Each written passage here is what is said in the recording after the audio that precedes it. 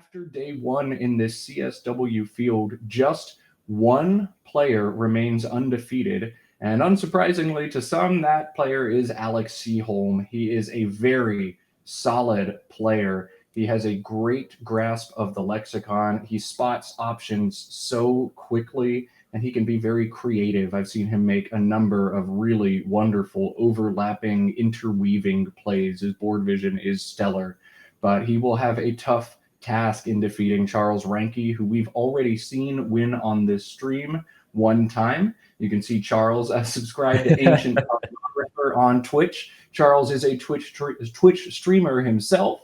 That is his handle. You should absolutely subscribe to him if you can. And we'll see if he's able to pick up some subs and pick up a big W, knocking off the undefeated Alec Sjöholm. We let Charles get his plug in, so let's let him play some Scrabble now. Charles and Alec in a big game. Charles at 5-2. Alec, the only 7-0 left in the CSW field. I think announcements may still be going on. Otherwise, we're going to get these guys playing Scrabble just as soon as we can. And Chris, I know you've got quite a bit of familiarity with one of these players, the one on the left, Charles. Tell us a little bit about your history with the Reinkes. My history with the Reinkes is mostly getting crushed by them in tournaments over the years. But way back when both you and I were younger, we definitely met up a few times, both in game and after games. It was always fun hanging out, us two brothers and those two brothers. Really cool to see that they're both still kicking around the Scrabble scene as well, and both doing better than me and at least as good as you too. Yeah, they are stellar, but they go as far back as 2006 with us. That's where we met them at the US Open, I think is what it was called that year. And I love our Scrabble families or Scrabble dynasties. We're not quite a dynasty. We're just kind of a family all we're stuck with, but I digress. Charles to play first, AHIOTVY. He's got to look to unshed some of those clunky consonants. It looks like Ivy is a compelling way to do that. Tivy as well, maybe HOY. I don't see any other CSW words in here. Do you see anything else, Chris, that pops out? Ivy, Tivy, Hoy? Yeah, definitely one of those options. Shedding the V is typically going to be a compelling option for me, at least right off the bat. That's always going to be my first thought. So Ivy or Tivy. AITV isn't the worst, and you're holding the A if you want to drop Hoy, though, and give yourself an A hook on either side. Some interesting options. I hate to divert from Charles's position, though, because I see Alec has set up very fun words on his rack, and I couldn't help but notice that, even though we should definitely focus on Charles' position here. You have to give the shout out to beer on tap. Now, I'd be extra impressed if he actually sets the tiles beer on top of tap to put beer truly on tap. That would be next level. But kudos to Alec. Chris is a lover of beer for sure, and Chris getting a call out in this first rack. Charles, this Ivy Tivy decision, I feel like setting up the T has to be the best thing for him to do here. Just play Ivy and try to play it up on top to set up the front hook. He's opting to play it down underneath instead. And I think that's, oh wait, no, the board's just upside down. All right, so Ivy the play. Yeah, I'm a little surprised he doesn't play it two positions up like you were suggesting. Unbeknownst to him, Alec, of course, also sitting on a T, so he'd be able to capitalize on that. But I think Ivy is probably the best play regardless. I'm not sure exactly why Charles opted to play this down. It feels like with the T in hand, it makes more sense to play it up. But maybe he's worried about getting crushed with the bingo to the Y. Maybe there's something else here I don't know going on. But Ivy down underneath the decision for Charles. And now Alec with beer on tap has a decision to make. No playable bingos here. No standout options here, as Ivy is always a really tight defensive opening play. And I don't even know if he's going to cash in the T here. He could, the 5-letter BPAT, B-E-P-A-T, or smaller words like B-A-T-E, or just bet, play with Tivy. But the taper leave, A-E-P-R-T, is very synergistic with itself. and the play of just BEY to the Y and Ivy sets up two different bingo lines, the front hook of Tivy or beneath the B and E, and keeps a great bingo prone leave. It's hard to pass that up. So, Chris, what are you thinking here? Take the points, take the hook, or play smaller and fish? Yeah, well, it looks like Alec has already made his choice going for bet, which is a choice. He is setting up the nice A hook for himself with a bet, so I definitely see there's some synergistic options for himself there. I feel like I might have gone for the BEY or even maybe even just BY if you're feeling really cute and keep repeat. Um, all arguable options for sure, but I guess he kind of wants a few more of those points going for bet for 16. So bet the decision from Alec, and I'm generally very fish averse, and I even think I would have played BEY there. But Alec is a defending or a former North American champion for a reason. He's undefeated for a reason. His rating's 21, whatever, for a reason. So bet his decision. And now Charles, he does have the H that he needs to play behind bet. He also has the A that he needs to play in front of bet. He may cash those in. Azoth and Abet, Azoth and Abet is 40. He's also got the Collins only 5 Boise, Buaze, which scores 36 and holds HOT. So a number of different options here for Charles. He could also just drop like UH and bet, hold on to the high scoring Z and see if he can capitalize in a better way next turn. So, tough turn, but I think in this case you do just want to take these points. Azoth for 40 is so much. Azoth or maybe Buaze. Any thoughts on that turn, Chris? Yeah, the points for Azoth are really tempting, and I would very much be tempted to just drop that without too much more thought. Blase, I don't know. I feel like Blase might be a considerable option as well, though. Not to assume that I would see everything over the board, especially when being streamed, but I feel like I might have gone for Blase for sure. OTH is pretty nice. It's defensive in the fact that your only two options are playing off bet or down hooking the H. And if you do that, then Charles gets a nice comebacker as well. Both these players are definitely better players than me, though. So who am I to question their choices? Well, that's our job today. I enjoy being in the booth. It takes a lot of the pressure off. AEEOPRS, man, look, this is why, like playing off the T would bingo with like any 7-letter combination out of that 8-letter rack. But alas, playing off the T, a little bit aggressive, and it's led to some trouble here for Alec. No playable bingos out of this rack. And we're likely looking at a shorter play here. Now he's got to decide how short he wants to go. Just OBE and ZE feels like the standout option, but it gives back a lot to his opponent, and there are some really high scoring overlap possibilities. ABORE also plays through that B for 28. BOREE plays for 31 in that spot. So he's got other options. He can play small and try to bingo next turn, or he can go a little bit longer and score some extra points. In this instance, if I'm Alec, I'm taking those points. If you can do the killer overlap and eliminate stacking opportunities for your opponent, that seems really solid. A Boar or Bore look like the plays here, but I can absolutely see the case for playing small. Tough decision. Chris, what do you think? Yeah, it's a somewhat similar position to his previous spot where in the last turn he took bet for more points, where a better leave might have been keeping that T, and here he's got a analogous choice at least, something like Bay, BAE or OBE, very tempting to keep very well. There are a couple of decent spots, especially if you play OBE, you give yourself another bingo line. So if you draw the bingo, it almost certainly plays, hooking a bets or Azoths or above OBE.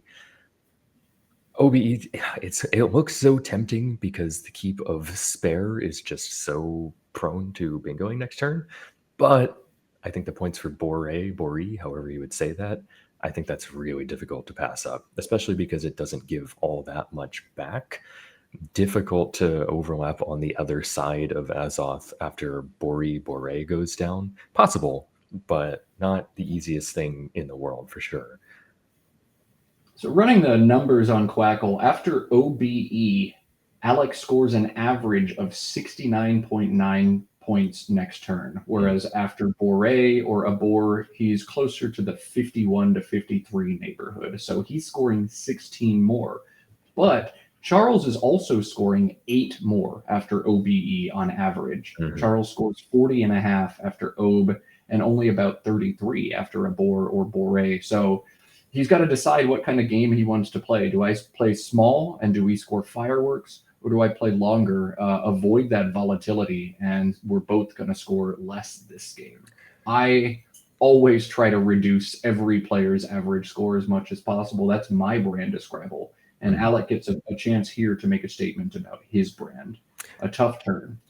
Yeah, I think the other thing we haven't mentioned yet is what both of these plays do to the board. I actually see he's got Soe set up on his rack. I wonder if he's considering that. I'm not sure I could defend that play, but it does definitely change the shape of the board if he does indeed put that one down. I don't know. Yeah, we definitely get to see a little bit about Alec's philosophy here. He is down 42 as well, which is something to consider. Obviously, still very early in the game, so not really necessary to be worrying too much about whether he's down or up. But I think this play is going to tell us a lot about what he really wants to do with this game strategically. Where does he want to take this board? And it looks like the decision has come from Alec, and it's not anything that we were expecting. It's rebop. I don't have much to say about that play other than, at least at first glance, it feels very bad. And Alec is really good. So there's probably something I'm not seeing here. I will look over to chat, see if y'all have some suggestions. Maybe he just overlooked a bore. Maybe he's embracing the new Macondo type of approach to Scrabble where you just keep all of your vowels all the time and try to bingo. I don't know, but that play smells funny. It sims 8 down from several other options. It seems very imprecise from a player I've known to come as a very precise player. But my mom taught me that when you don't have other nice things to say, don't say anything at all. So let's move on to Charles's turn. Chris, what do you see here for Charles out of AEGIKRU? Well, I feel like you're almost certainly just looking, without too much thought, you're looking to go down next to Azoth. I think Chad has already pointed out Cowrie, which almost looks like if I'd see that across the board, I might just put that down without further thought. But definitely a position where you want to put at least a couple more seconds into your choice here. There may be a few other compelling overlaps, especially some Collins-only ones that I might not be immediately spotting.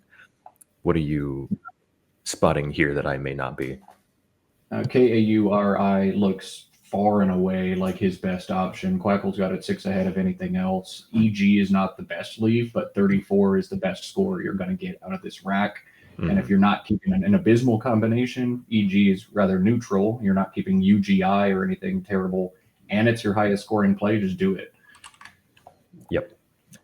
Yeah. And let him take his time, but oh, he fished. All right. He's keeping GIUR to score comparably, I guess. 2 fewer points on AKE versus Corey. I think he probably just didn't see the 5 or the spot to play it. It seems just like a miss to me. It's the first game of the morning. We're tired here. Yeah, if he's anywhere near as tired as I am, then missing Cowrie is totally understandable. Or maybe he's thinking a little bit more ahead, not wanting to just hang that out there, given how Alec is playing. Not really sure, but I think Alec has a very straightforward turn here, and he's already put something down. Yes. Yeah, Vaxes, and it sets up the possibility for his eye to play beneath that X next turn. This does all the right things for Alec. 56 points. Puts him ahead now, 98 to 90. So he was in bingo range, ends up hitting a big score, but not a bingo here, and he's blown up the rack with Vaxes. GIRU was the leave for Charles. He's pulled DRL into it. That's a leave that goes south often, and this is one way it goes south. Yikes. DGIRRLU. He does have both the I and the U to play beneath Vax's. I think you definitely want to just cash your U here, GUR or RUD. Two Collins only threes that both play in that spot. Maybe LUR if you want to hold the DG combination together. But we're going to see him pick one of his plunks underneath Vax's, and we'll move through the game that way. Yeah, I think this turn for Charles has to be so straightforward. You just put something there and call it a day. No underlap under XU to worry about or anything like that as well. So really no reason to not plunk one of the 4 or 5 options he could possibly put there. Between the 3 that you mentioned, LUR, GUR, RUD, really just kind of his fancy. Look at the pool, see what's there, avoid duplicating. Looks like he's gone with GUR, which I think I agree with. Just kind of do one of them as long as you undouble the R's. And Yeah. I would definitely try to make XU over XI for both Right. defensive purposes. XU doesn't take the back hook, XI does take the back S, and the G sucks and double R sucks. So this does all the things you want to do. Yep. CEIIIMR now the pull for Alec, and he gets another chance to make a statement about who he is as a player and what he wants to do here. He's got to work his way through these I's. CIMIER plays to the R in rebop for 20. MIRI plays through that I for 12. So these are two similar but different options. Yet again, take the extra points or keep yourself in bingo line or in bingo range. Also have a lot of board shaping considerations to think about between those two plays. And it looks like we're going to see him go with neither of those options. Instead, Magi here. Ooh, I like that. I like that. Yeah. So he's Magi. holding the C. So of course he's going to set himself up for magic. It seems a little strange to hold the 2 I's when you have options to drop 2 in a few different places, but this is actually pretty clever. I think I like this actually over something like Cymere or even Siri, which he had open through the R and Rebop as well.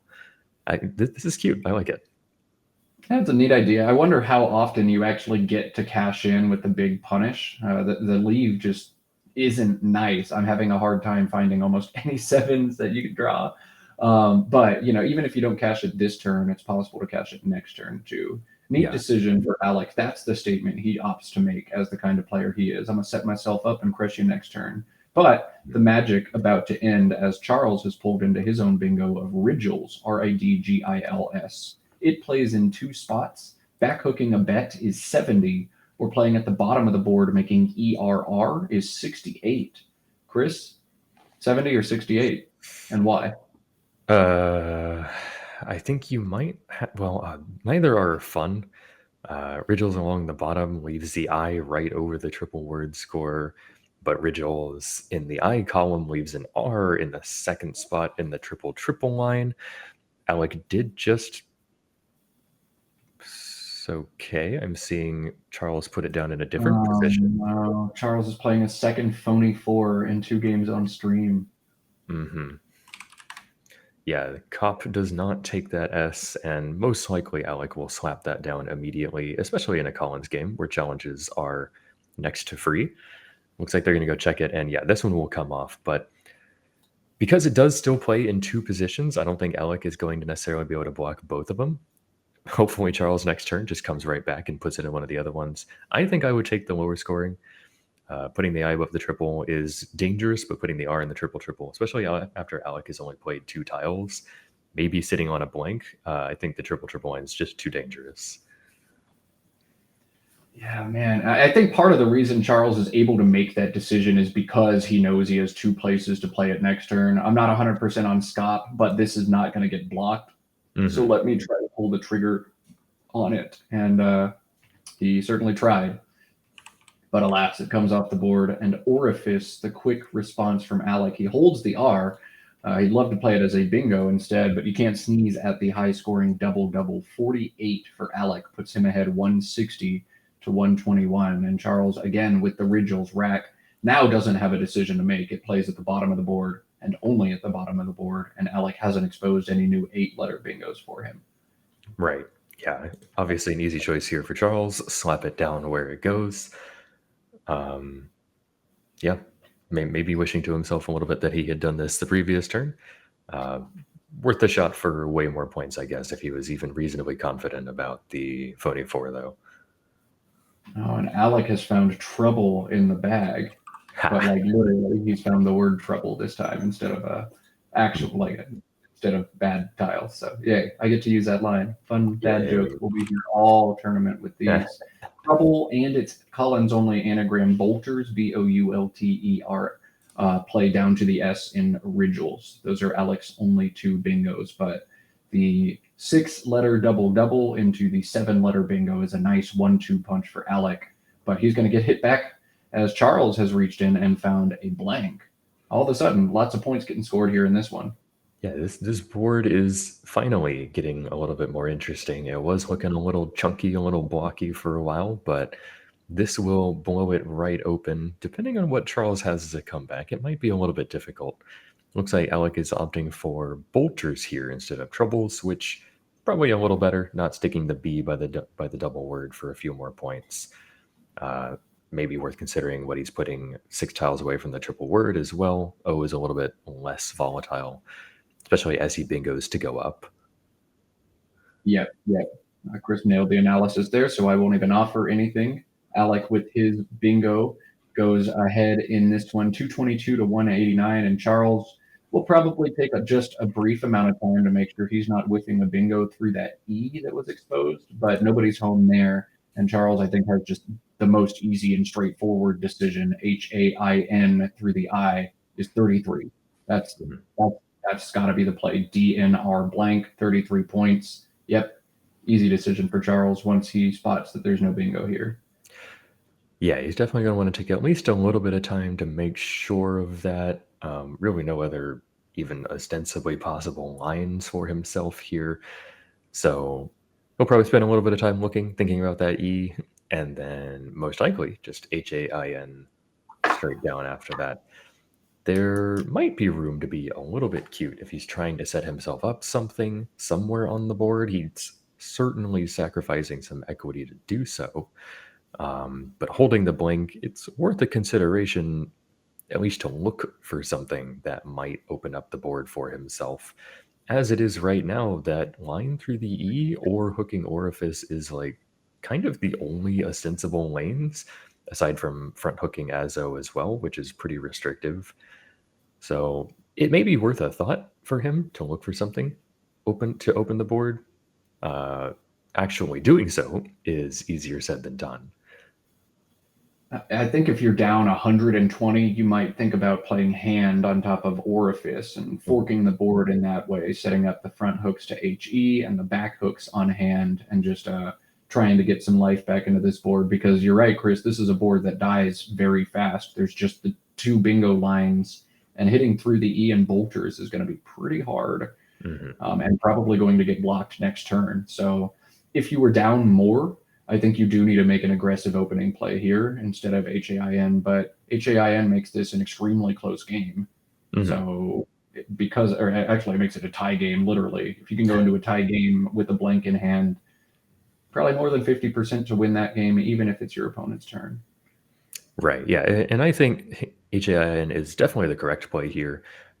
Charles, not looking at Quackle like we are, is going to at least have to look to see if there's any other ways of scoring good points here while making the board a little bit more amenable to his blank. But I would be very surprised if whenever he does decide to make his play, it is not HAIN. Yeah, I'd be extremely surprised. But I was also surprised when we didn't see Ridgels and Abets or Ridgels and ERR. We saw Ridgels and insert phony word here that I won't repeat.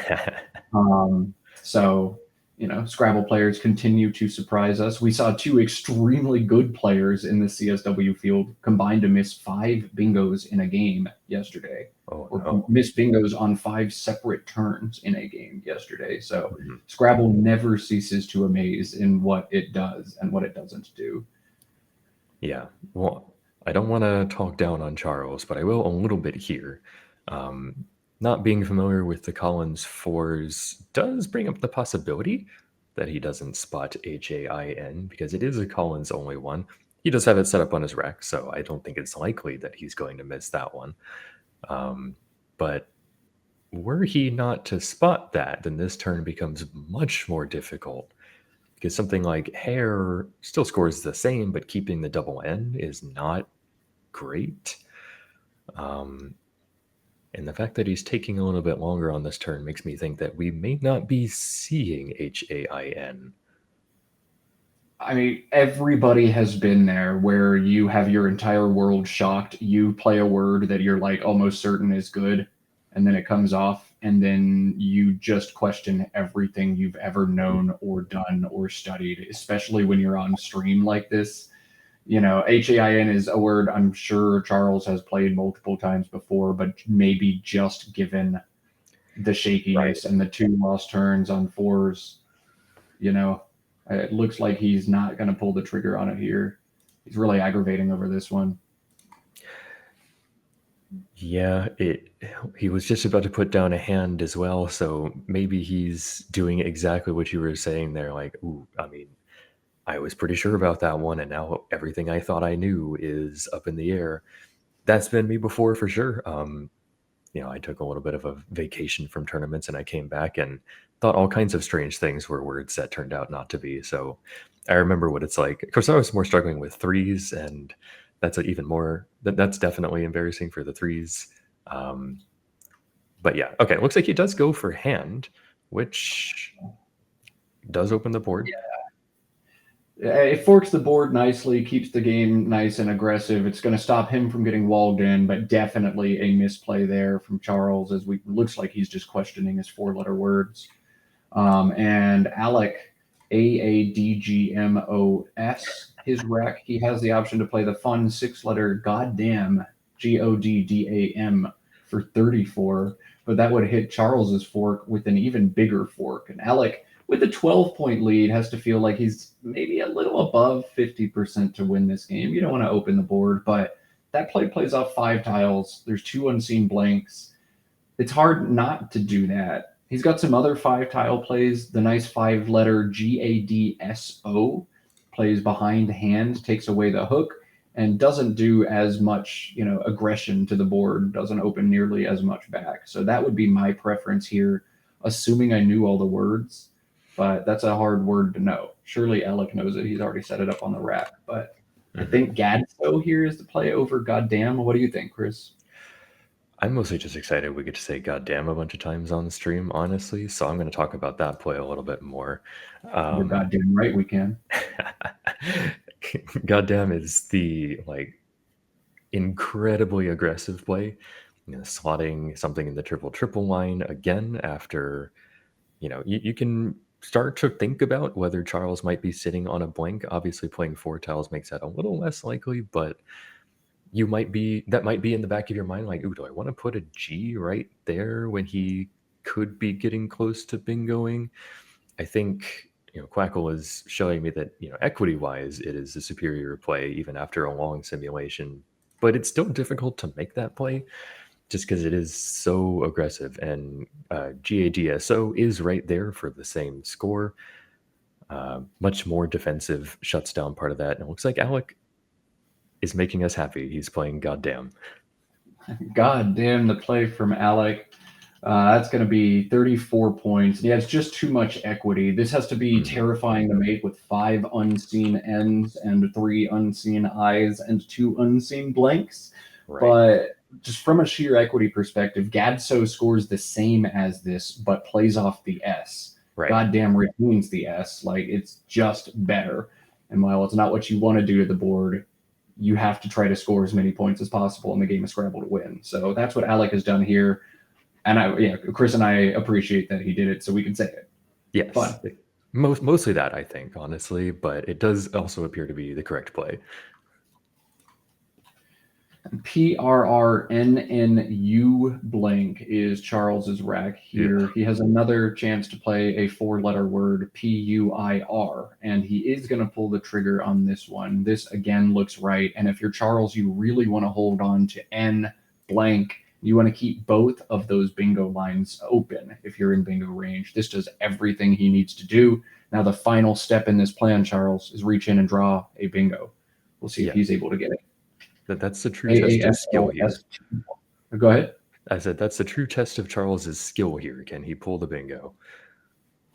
And a true test of Alec's skill, can he block both of the bingos? FAY and handy is an option. It obstructs the triple triples and kind of obstructs the opportunity for Charles to play on the other line as well. And Charles has gone in and found the second blank as well. Wow. So Charles would have Rennings, Rennings, as a triple triple, except that Alec has played Faye and blocked it. So Charles reaches in, grabs the triple triple, and quickly has it thwarted away. Faye puts Alec ahead 293 to 237, but Charles with both blanks is not dead in this game yet. ENNR blank blank on Charles's rack. Playable bingos are available to the G in Goddamn, although not through the G for triple triples anymore. Grenning, Brenning, and N-Earning, ENURNING, the three playable bingos on top, as well as the more human Rennins, RENNINS, which is just 61 points, making SHE. Four playable bingos here for Charles. He will play one of them. We'll have to get confirmation from our team on the ground if he plays this one, whether that blank is a G or a B. Yeah, we're definitely going to have to know which blank designation he goes with, because that will be important for hooking purposes later so that we know what we're talking about. It looks like he's not going to put too much thought into this, going for one of the two of Brenning and Grinning. Probably the better choice there. We'll find out which. If I had to guess, I would guess it's a G because A, it's more defensive, and B, I'm pretty sure Bren is a noun in NWL, but a verb in Collins. So Gren is a CSW only for, he probably knows, is a verb. I'm not sure. Let me see. Confirmation. The blank is a G. Grinning, okay. G and I are the blanks. So Grinning, the play from Charles, puts him ahead by 15, 308 to 293. Alec has to realize he's dodged a bullet on that one. Both blanks. He's very happy he was able to take away the triple triple in that instance. Yes. Alec has another rack that is close but no cigar to a bingo, and another situation to make a statement out of these racks. Do I score points? Do I fish? Do I set myself up? Do I close off the board? He can actually score 45, and it looks like he set it up. Sleazo, SLEAZO, is 45. I'm surprised he played it this fast. Yeah, that's a really cool spot to make that quickly. And it scores way more than almost any other possible option he has, short of Tostada, which he had to DA over in row 3 over there as well. Sleazo, his by far superior play, I think, unless he's really wanting to play defense for no reason. But yeah, cool spot. Excellent that he found it that quickly. Yeah, Alex spots all the cool plays all the time. His board vision is really, really good. And Sleazo puts on scoring pressure so that he wins a lot of games where nobody bingos again. But exposing that S, if there's a time to do it, it's right now. Charles has just turned over his entire rack and drawn 7 fresh tiles, but rather risky as well. And Charles, now he has one play that seems way, way better than his other options. He's got to notice the back hook on Goddamn. Takes a back N and UNI in that spot. Gets rid of this vowel conundrum. There's a lot more vowels to be drawn, 11 left in the bag to just 9 consonants. Charles needs to try to play 2 or 3 vowels in this situation and score as well as he can. I think UNI and Goddamn, the standout option here for Charles. But he may want to do something different to the geometry of the board. I'm not totally sure. Chris, initial thoughts on this turn for Charles? Yeah, there's a bunch of very similar options for sure. I think I agree that Uni right there hooking Goddamn, just want to say Goddamn again, is probably the superior play. Even if he's not immediately spotting that, where he might be looking is next to Goddamn, making MU or MI for something like Uni or Unit. And if he looks there and considers a play there, maybe he is looking at the correct area and can then spot goddamn. But looks like no, he's going to drop unit, which is still defensible, I think. You can argue to make that play because it does give an overlap down if he's thinking about needing points in the future. Hard to You've argue got that to it's that much of a mistake. You've got to play uni there. See how many vowels are unseen. You need to hold your This is consonants true. here to avoid trouble. I think this is a missed opportunity here. I think it's got to be UNI over UNIT. But alas, if Charles draws 3 or 4 vowels, he's in big trouble this game. This is true. Yeah, I think considering the unseen pool, yeah, I think that makes uni a lot more compelling. Looks like he didn't get too bad of a draw. Only drew 3 instead of 4, which was definitely a possibility. But we'll focus on Alec's position here for a little bit, I think. He's got a lot of very unappealing options. I think this turn is less about the options you see and more about the tiles you haven't seen yet. Look at that Right. unseen pool, 9 vowels, but among the unseen tiles, JQWW. And make a huge inference from Charles's last play. He didn't have the Q. He just played the last Q. There's no way he had the Q. So the Q is more likely than not in the bag right now, and Alec needs to be thinking about his options should he draw into it. I think holding on to the AT combination for Cot is a good idea to give him a bailout. Cot and THE, Cot to the left side of unit, both play. He needs to be thinking about a plan in case he draws the Q. He also doesn't have to worry very much about a bingo from Charles. Well, there are possibilities down to the S in Sleezo or in some of the other lines. It's extremely unlikely. And if that happens, that just kind of happens. But Alec needs to think about not getting hit by a big play with the J, not getting stuck with the Q and forced to play it off for almost nothing. A tough turn in what's going to be a tight pre-end game in this game. For sure, yeah. I think if I'm Alec here, I'm considering playing very few tiles because there's a lot of stuff in that bag that does not look like you want to be the one to pull it out. Charles did just pull 4 of those, so there's a reasonable chance that he's cleared a little bit of it out of the way, but I completely agree with your analysis here. Like, you have to be thinking about the Q, you have to be thinking about both W's as well, and should he draw the Q, he's got to have a contingency plan in place to be able to move it. Thankfully, the board is relatively amenable, especially since he's already holding the nice AT for it and the S should he want to hold on to it. There are a good few plays that hold at least AT, if not ATS. One of the most interesting ones, I think, is just OO between N and N of Grinning and Handy. Noon for 22. Scores some nice points, puts pressure on Charles to keep in the game, basically. Everything else is less appealing score-wise, but could do more to shape the board if he's more interested in doing that. Yeah, noon is 22, and every point matters so much in a game like this. Noon is going to be one of his higher scoring options. At first glance, the ALSTT leave looks unappetizing, but you have to think about what happens if you're Alec with that leave. If you draw 2 consonants, Charles has a ton of vowels. So even though you have an inflexible rack with 6 consonants, Charles has a ton of vowels, and you're going to go in and get vowels next turn almost certainly. So you can survive that draw. But Alec is looking like he's going to play a few more tiles off, going digging in that bag. TOOL is what he set down. That's 18 points, still scores well, but a JQ draw could be really strange for Alec and take a game where he's in control and make it quickly spiral. So we'll see how this goes. A big draw here for Alec.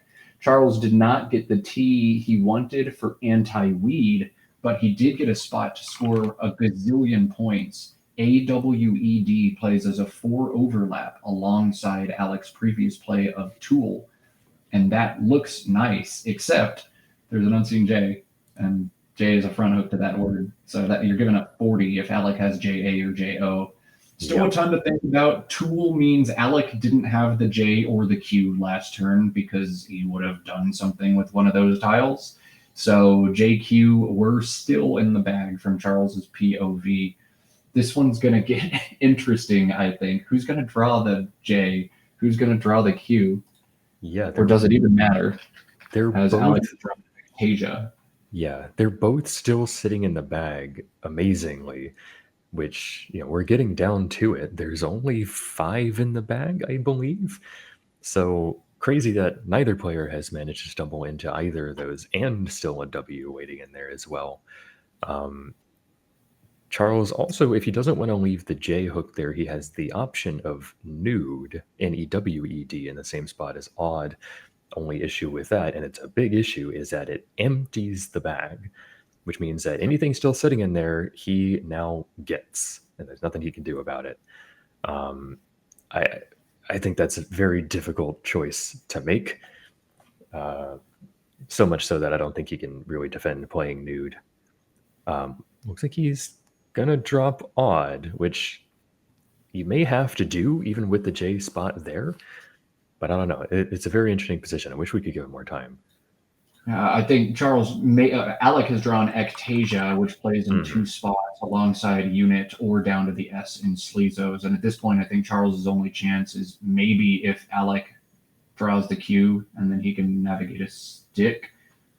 No matter what Alec does, there's going to be 2 Q spots. So yeah, this game is Alec's independent of what Charles does, but I'm guessing the insult to injury, he draws JQ and ends up eating at least one of them.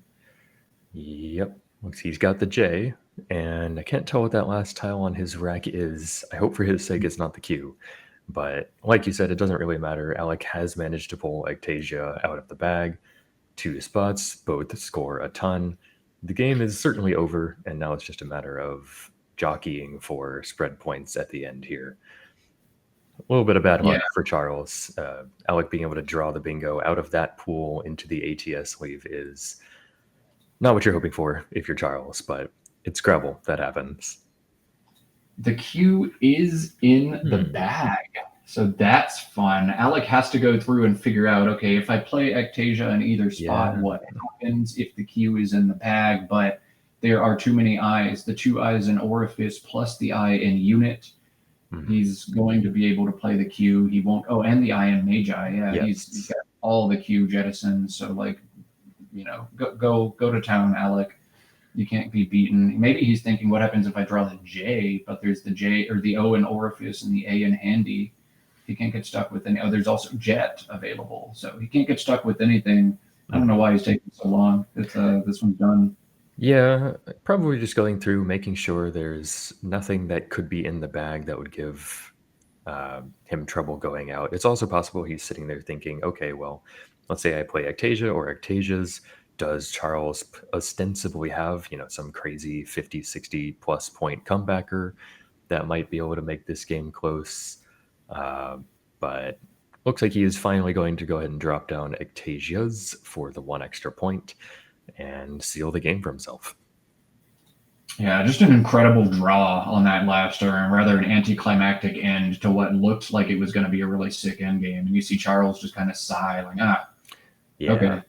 Yep. If Alec had picked up the Q or anything except a bingo that played at 2 separate spots, played a good game. But hey, Charles had his opportunities. Charles played a phony 4 in this game and had a couple other moves that seemed a little imprecise. Both players, I think, had their chances. Just because Alec hit the improbable thing at the end doesn't mean you had no shot. You certainly did. Yeah, Charles has to be kicking himself for the phony, because had he not put that down, this game would obviously be in a different position, and who knows what could be going on right now. Looks like Charles is doing just a sanity check on Ectasia. Throw 5 points at it, I guess, just to kind of make sure. Obviously don't want to lose the game on that. But yeah, Charles will come back here, look for his best outplay to try to close that spread. But yeah, this one's pretty wrapped up. Really nothing to do but think about what could have been different in the game, I guess. Yeah, I mean, go back and circle that phony 4 that you played. Go back and think about HAIN, look that up, and then just shake your hand. And then there's a certain 6-letter word on this board that you probably say after you realize that whole sequence of events. The one we've had the pleasure of saying quite a few times, I think. Yeah. Yes, indeed. And now he's just got to figure out what to do. He's got Dewey set up on his rack that plays for 26. CONJEE also plays from the Sea and Ectasia, but optimal endgame by 1 point is actually just Joe and Jod. Charles will sit here and do the math on that, figure it out. And that's what we'll get, I think. I think so, yeah. It feels a little anticlimactic to just drop down the JO and be like, all right, well, this is my best. But it's Scrabble. You take the points. You don't necessarily go for the most fun play like Kanji over there. Yeah. Some people do. Some people try to play the coolest word on their rack every turn, and I have a word for those people. Mhm. Call them losers because they don't win very many games playing like that. Hey, but they win their own little mini game. I think that's obviously more important. We all derive our own satisfaction from Scrabble, and everybody takes pleasure in different things. Some people take pleasure in playing cool words, no matter the cost. I take pleasure in winning, so I always try to win. But That's you know, fair. to each their own. As long as you're having fun, you're not doing anything wrong in the Right. game of Scrabble. So, and I think Alec has picked a suboptimal position for a QI here. Anything over Orifice is probably superior, I think, right? oh yeah, got to be. Why would you take 11 in the bottom when you take 11 at the top? Just Yes. absolutely kidding, of course. Yeah. All right, so that's going to be it for this one, JO to QI, and the final, when it's all said and done, is 471 for Alec, who moves up to 8-0, and 401 for Charles. Let's cut to our overhead mic and see what the players have to say about this one. Tiles, and I want to make sure I get a scoring tile So you play so that I can give a blow. Right. I wasn't expecting to draw bingo Right. Although, yeah, I guess that's kind of the benefit of with the JQWW on. yeah, with all that stuff on scene. It's like if you don't have any of those, maybe you do get a bingo. So, but yeah, I wasn't. I was primarily worried about QI. I was not really considering a bingo. Although I was possibly considering one for myself because I kept I and E on this turn, so I was like, if I draw either that S or some workable constants, I can bingo here or here. But and then if I kept the I, so if I had QI, I'd be able to hit you with it and maybe outrun you that way. But you're up on tempo, so I don't know if that was still going to be enough. Shouldn't have played Scott. Jinxed myself by saying I shouldn't play another phony for. But there's a lot more points here than it was in either of the other spots, and there's a sliver of doubt that Scott might be good, so I wanted to take the 96 points. I don't have solid knowledge of the fours, so I wasn't certain that Scott was phony, but I didn't recognize it. Yeah, I expected you to stop it. Rigid. Yeah, it looked like I was just going to play Rigid because that'd be a good play under normal circumstances, and I just tacked the S on for a ton more points and a ton more challengeability. I just realized I might have shown the world my phone pin. Hopefully I didn't. Hopefully somebody lets me know if I did. 471. You score 401. Yep. So scrap 70. Right.